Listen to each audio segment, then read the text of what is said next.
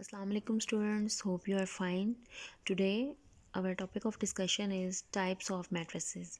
Students, previous 2 lectures में आपने matrices के बारे में, रोज़ एंड कॉलम्स के बारे में, एंट्रीज़ के बारे में, ऑर्डर ऑफ मैट्रिक्स के बारे में अच्छी तरह से पढ़ लिया है। ठीक है, आज हम डिस्कस करेंगे कि टाइप्स ऑफ मैट्रिसेस कितनी होती हैं, मैट्रिसेस कितनी टाइप की होती हैं। ठीक है, तो यहाँ पे हमारे पास 2 कैटेगरीज होती हैं। ठीक है, तो पहली कैटेगरी में हम जो टाइप्स पढ़ते हैं उसमें हम ये देखते हैं कि ऑर्डर की बेस पे कौन कौन सी टाइप्स इसकी आती हैं। ठीक है, तो पहले आप डिस्कस करेंगे रो मैट्रिक्स को। रो मैट्रिक्स में क्या होता है? A matrix is called a row matrix if it has only one row. ठीक है, एक मैट्रिक्स रो मैट्रिक्स कहलाती है अगर उसके पास सिर्फ एक रो होती है। ठीक है, एक रो वाली मैट्रिक्स आपके पास रो मैट्रिक्स कहलाती है। ठीक है, एक रो का मतलब है सिर्फ रो एक होनी चाहिए। कॉलम एक से ज़्यादा, एक या एक से ज़्यादा हो सकते हैं, लेकिन रो के लिए कंडीशन है कि रो को एक ही होना चाहिए। ठीक है, 2 एग्जांपल आपके लिए मैंने कोट की हैं, एम एंड एन। ये 2 मैट्रिसेस लिखी हैं। इसमें आप देख सकते हैं कि एम के पास, एम वाली जो मैट्रिक्स मैंने लिखी है इसमें एक रो है और 3 कॉलम है। ठीक है, 2 - 1 एंड 7 3 कॉलम हुए। एन मैट्रिक्स के पास एक रो है और 2 कॉलम्स हैं। ठीक है, नेक्स्ट हम आ जाते हैं कॉलम मैट्रिक्स की तरफ। कॉलम मैट्रिक्स, अब जैसे कि नाम से आपको अंदाज़ा हो गया होगा, जैसे रो मैट्रिक्स में एक रो है तो वो रो मैट्रिक्स कहलाएगी। कॉलम जितने भी हो सकते हैं। ठीक है, कॉलम मैट्रिक्स ऐसी मैट्रिक्स है जिसमें एक कॉलम है और रोज़ चेंज हो सकती हैं। ठीक है, 2 एग्जांपल्स आपके लिए यहाँ भी मैंने कोट की हैं। ए आपके पास एक मैट्रिक्स है जिसमें एंट्री 2 है, यानी एक रो एंड एक कॉलम ही है हमारे पास। लेकिन एन वाली मैट्रिक्स में हमारे पास एक कॉलम है और 3 रोज़ हैं। ठीक है, तो ऐसी मैट्रिक्स जिसमें सिंगल कॉलम होगा और रोज़ चेंज हो सकती हैं, एक से ज़्यादा हो सकती हैं। ठीक है, तो आपके पास कहलाएगी कॉलम मैट्रिक्स। नेक्स्ट हम आ जाते हैं अपनी नेक्स्ट टाइप्स की तरफ। नेक्स्ट हमारे पास टाइप है rectangular matrix. Students, rectangular matrix आपको नाम से पता है कि इसकी डायमेंशंस चेंज होती हैं, यानी कि आपके पास लेंथ और विड्थ चेंज होती है। सही है, अब रेक्टेंगुलर मैट्रिक्स कौन सी मैट्रिक्स होती है? जिसमें नंबर ऑफ़ रोज़ और नंबर ऑफ़ कॉलम्स इक्वल नहीं होते, डायमेंशंस इक्वल नहीं होती। ठीक है, नंबर ऑफ़ रोज़ और नंबर ऑफ़ कॉलम्स इक्वल नहीं होंगे तो वो आपके पास कहलाएगी रेक्टेंगुलर मैट्रिक्स। आपके पास यहाँ पे एग्जांपल जो है इसमें आप देखें, ए मैट्रिक्स लिखी हुई है, 2 और 4 इसकी एंट्रीज़ हैं। अगर इनकी आप अरेंजमेंट देखेंगे तो ये एक रो में लिखी हुई है और इसके पास 2 कॉलम्स हैं। इसी तरह से अगर आप एन की बात करें तो एन में हमारे पास 2 कॉलम्स हैं और 3 रोज़ हैं। ठीक है, यानी नंबर ऑफ़ रोज़ और नंबर ऑफ़ कॉलम्स चेंज है, तो ये आपके पास कहलाएगी रेक्टेंगुलर मैट्रिक्स, यानी जिसके ऑर्डर में आपके पास नंबर ऑफ़ रोज़ और नंबर ऑफ़ कॉलम्स एक दूसरे के इक्वल नहीं होंगे, बराबर नहीं होंगे, तो वो आपके पास कहलाएगी रेक्टेंगुलर मैट्रिक्स। नेक्स्ट मैट्रिक्स की टाइप है आपके पास स्क्वायर मैट्रिक्स। स्क्वायर मैट्रिक्स आपको नाम से पता है, स्क्वायर एक ऐसी शेप को कहते हैं जिसमें लेंथ और विड्थ जो है वो बराबर होती है। ठीक है, यानी यहाँ पे आप अगर इसको देखेंगे तो इसमें number of rows number of columns के इक्वल होंगी, तो वो आपके पास स्क्वायर मैट्रिक्स, यानी हर तरफ से बराबर हो गई ना, number of rows number of column के इक्वल हो गया, तो आपके पास ये क्या बन गई? स्क्वायर मैट्रिक्स बन गई।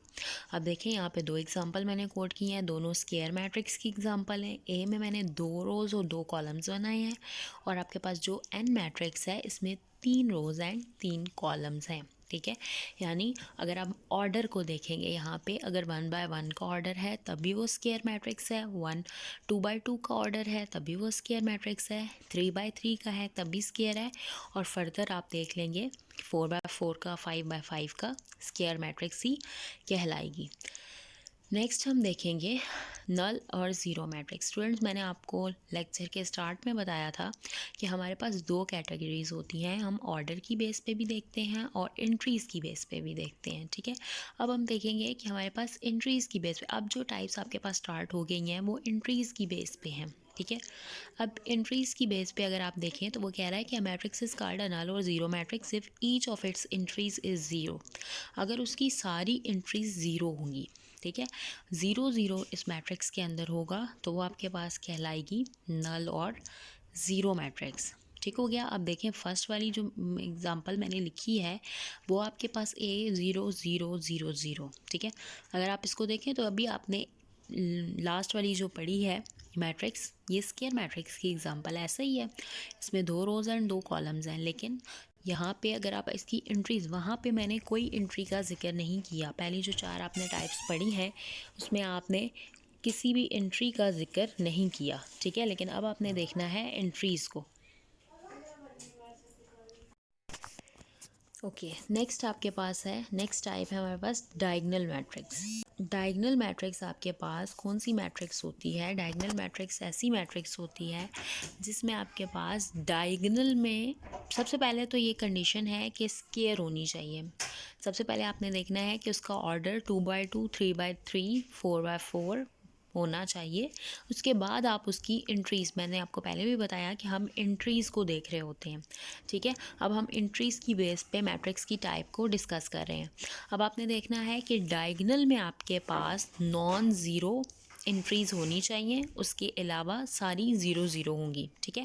अब जैसे ए मैट्रिक्स देखें, सबसे पहले आपने देखना है, मैंने आपको बताया कि सबसे पहले आपने ये देखना है कि स्क्वायर मैट्रिक्स होनी चाहिए, ठीक है। मैट्रिक्स स्क्वायर होगी तो उसके बाद आप एंट्रीज पे फोकस करेंगे। फर्स्ट में आपके पास ए जो देखेंगे 2x2 का ऑर्डर है। इसमें आप देखें तो डायगोनल में 2 and 1 है, ठीक है। डायगोनल में आपके पास 2 and 1 है और बाकी दो एंट्रीज जो हैं वो ज़ीरो ज़ीरो हैं। तो ये आपके पास कहलाएगी डायगोनल मैट्रिक्स, यानी एंट्रीज की बेस पे आप देख रहे हैं कि इसके डायगोनल में नॉन ज़ीरो एलिमेंट्स हैं, ठीक है, और बाकी डायगोनल के अलावा ज़ीरो ज़ीरो है, ठीक है। एन में अगर आप देखेंगे तो एन में हमारे पास स्क्वायर मैट्रिक्स है, ठीक है। स्क्वायर मैट्रिक्स 3x3 का ऑर्डर है, ठीक है। और अगर आप डायगोनल में देखेंगे तो 4 1 4 आ रहा है, ठीक है। तो ये नॉन ज़ीरो एलिमेंट्स हैं, ठीक है। तो ये आपके पास क्या कहलाएगी? Diagonal matrix. दोबारा रिपीट कर रही हूँ, डायगोनल मैट्रिक्स के लिए सबसे पहले आपने ये देखना होगा कि वो मैट्रिक्स स्क्वायर मैट्रिक्स है, ठीक है। स्क्वायर मैट्रिक्स के बाद आप देखेंगे कि वो डायगोनल में उसकी नॉन ज़ीरो एंट्रीज़ हैं और डायगोनल के अलावा आपके पास ज़ीरो ज़ीरो हैं। नेक्स्ट हमारे पास स्केलर मैट्रिक्स है। स्टूडेंट, स्केलर मैट्रिक्स जो बेस कर रही है वो डायगोनल मैट्रिक्स पे कर रही है, यानी पहली कंडीशन डायगोनल मैट्रिक्स की आपने ये देखनी है कि ऑर्डर सेम होना चाहिए, rows and columns, number of rows equal होनी चाहिए नंबर ऑफ़ कॉलम्स के। उसके बाद आप देखेंगे कि डायगोनल में क्या है। अगर डायगोनल में हमारे पास सेम एंट्रीज़ हैं, ठीक है, सेम एंट्रीज़ का मतलब है, अब पीछे जो मैंने आपको एग्जांपल डिस्कस की, डायगोनल में 4 1 4 आ रहा था, ठीक है। तो यहाँ पे एन मैट्रिक्स अगर आप देखेंगे तो मैंने 4 4 4 लिखा है, ठीक है। 4 4 4 डायगोनल में लिखा हुआ है। ये आपके पास क्या कहला रही है? ये डायगोनल मैट्रिक्स है। ये एक ऐसी डायगोनल मैट्रिक्स है जिसकी डायगोनल में जो एंट्रीज़ हैं वो क्या हैं? वो सेम हैं, ठीक है। यहाँ पे पीछे के लिखा हुआ है, ठीक है। ए मैट्रिक्स में हमारे पास डायगोनल में के लिखा हुआ है। के कांस्टेंट है, कांस्टेंट नंबर है, ठीक है, जो कि नॉट इक्वल है 0 and 1 के ज़ीरो भी नहीं होना चाहिए और 1 भी नहीं होना चाहिए, ठीक है। मैं रिपीट कर रही हूँ, स्केलर मैट्रिक्स को समझने की ज़्यादा ज़रूरत है आपको। स्केलर मैट्रिक्स स्क्वायर, पहले तो आप देखेंगे स्क्वायर होगी, डायगोनल होगी, ठीक है। फिर उसके बाद देखेंगे कि इसके डायगोनल में सेम एंट्रीज़ हैं, सेम एलिमेंट्स हैं, सेम कांस्टेंट लिखा हुआ है, ठीक है। के का मतलब कांस्टेंट है, कांस्टेंट आपको पता है हम नंबर को कांस्टेंट्स कहते हैं, ठीक है। अच्छा, नेक्स्ट आपके पास है आइडेंटिटी या फिर यूनिट मैट्रिक्स, ठीक है। आइडेंटिटी और यूनिट मैट्रिक्स एक ही मैट्रिक्स के दो नाम हैं, ठीक है। अब ये देखेंगे आप कि ये कैसी होनी चाहिए। आइडेंटिटी और यूनिट मैट्रिक्स एक ऐसी मैट्रिक्स होती है, आइडेंटिटी मतलब पहचान रखती है ना, यूनिट एक, ठीक है। अब यहाँ पे आपने देखना है कि सबसे पहले ये मैट्रिक्स डायगोनल होनी चाहिए, ठीक है। और डायगोनल में आपके पास जो एलिमेंट होगा, जो एंट्री होगी, वो 1 होनी चाहिए, ठीक है। डायगोनल में आपके पास जो एंट्री है वो 1 होगी, तो ये आपके पास कहलाएगी आइडेंटिटी और यूनिट मैट्रिक्स, ठीक है। अगर आप कैटेगराइज करेंगे तो कैटेगराइज करते हुए अगर आप फर्स्ट 4 जो मैट्रिसेस हमने डिस्कस की थी वो हमने नंबर ऑफ़ रोज़ और नंबर ऑफ़ कॉलम की बेस पर डिस्कस की थी। नेक्स्ट आपने जो डिस्कस किया था वो एंट्रीज़ की बेस पे किया था, ठीक है।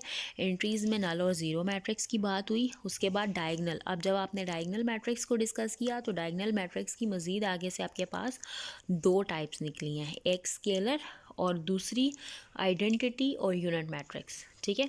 यानी डायगोनल मैट्रिक्स कोई भी ऐसी मैट्रिक्स हो सकती है जिसके डायगोनल में कोई भी एंट्री हो सकती है, कोई भी रियल नंबर हो सकता है, लेकिन आपके पास स्केलर मैट्रिक्स के लिए ये शर्त है कि स्केलर एक जैसा, स्केल के क्या मतलब होता है, ठीक है, इक्वल चीज़ होनी चाहिए, बराबर होनी चाहिए, सेम होनी चाहिए। और उसके बाद जब आप आइडेंटिटी की बात करेंगे तो आइडेंटिटी का मतलब है पहचान रखती है अपनी, ठीक है। यानी 1 एक चीज़, पहचान क्या चीज़ होती है आपकी, सिंगल होती है ना, एक पहचान होती है आपकी, ठीक है। तो वो आपके पास यूनिट या आइडेंटिटी जो है वो सिंगल, यानी कि आपके पास डायगोनल में 1 होना चाहिए, ठीक है। तो आज आपने जितनी भी टाइप्स डिस्कस की हैं अपने लेक्चर में, टाइप्स ऑफ मैट्रिसेस आपने जितनी भी डिस्कस की हैं, उसमें आपने करना ये है कि फ़र्स्ट ऑफ़ ऑल इन सारी मैट्रिसेस को अच्छी तरह से टाइप्स को इनको याद करना है, ठीक है। याद करने के बाद इनको शीट्स के ऊपर लिखना है और लिखने के बाद इसकी 3 एग्ज़ाम्पल्स खुद से बनानी है, ठीक है। खुद से यानी आप रो मैट्रिक्स लिखेंगे तो आप रो मैट्रिक्स में पहले उसकी डेफिनेशन लिखेंगे, उसके बाद आप डेफिनेशन के बाद अपनी आपने डेफिनेशन लिखनी है रो मैट्रिक्स की, कॉलम मैट्रिक्स की, और नेक्स्ट आपने जितनी टाइप्स पढ़ी हैं डेफिनेशन लिखने के बाद 3 एग्ज़ाम्पल्स इसमें आपने कोट करनी है। और आपने एक्सरसाइज में देखना है, एक्सरसाइज 1.2 में जो आपके पास 1, 2 और 3 क्वेश्चंस हैं, उन क्वेश्चंस में आपने सर्च करना है कि जितनी आपने पढ़ी हैं टाइप्स, उसकी टाइप्स वहाँ पे हैं, वो सॉल्व हो सकता है, जिस हद तक सॉल्व हो सकता है वो आपने करना है। उसके